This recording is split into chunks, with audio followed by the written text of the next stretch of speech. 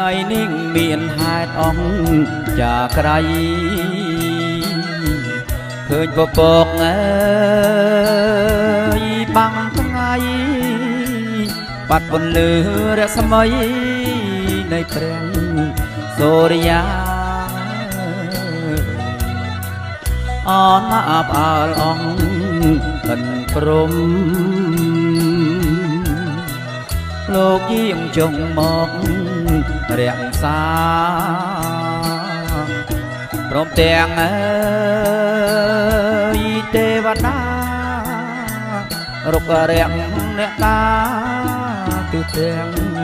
8អណាសំបីតែបាក់សាអណាសំបីតែបាក់សៃអបអអើយលោកក្រៃពិតណាស់ហើយម្ចាស់ថ្លៃអើយមានបុណ្យបារមី